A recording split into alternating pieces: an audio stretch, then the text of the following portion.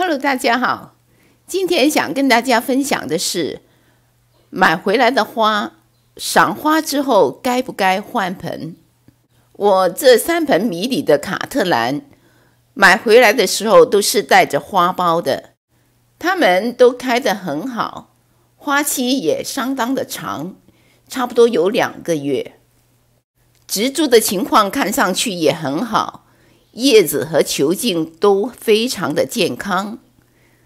他们是同一家公司同一批货来的，但是花开之后我帮他们换盆，却看到了截然不同的情况。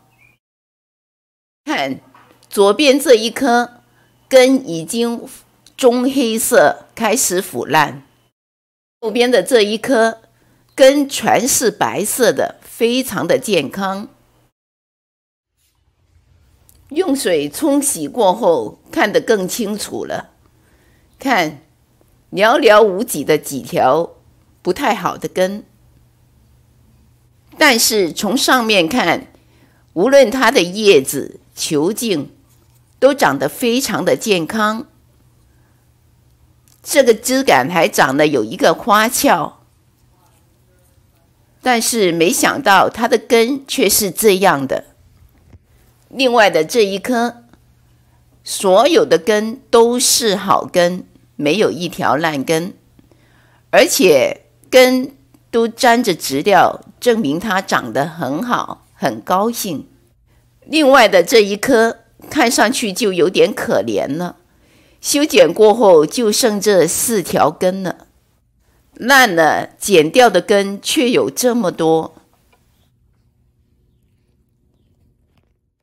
没有对比就没有伤害，我们经常说这句话，这就很明显的一个对比。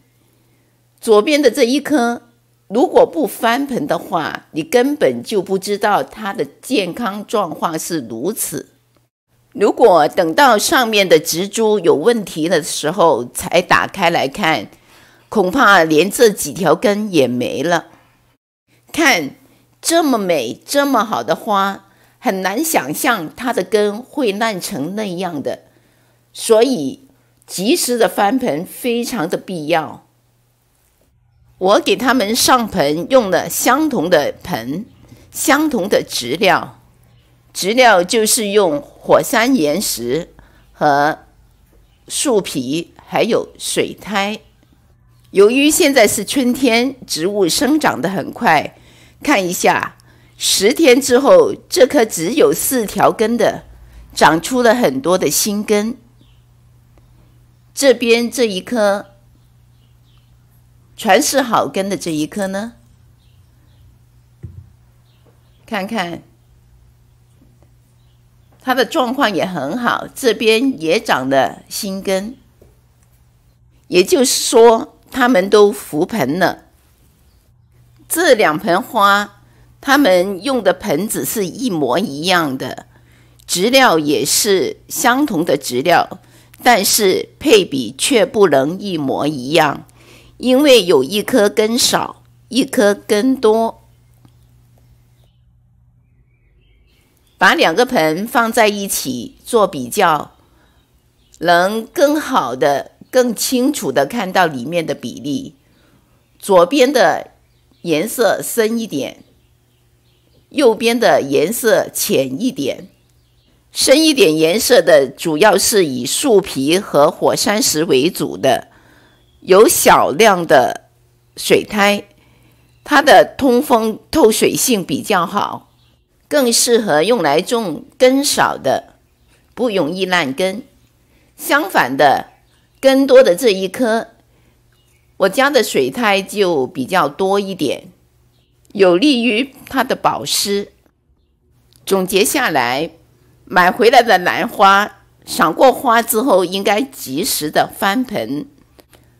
换盆的植料除了根据环境和自己的浇水习惯以外，还应该根据兰花的生长情况给予适当的调整。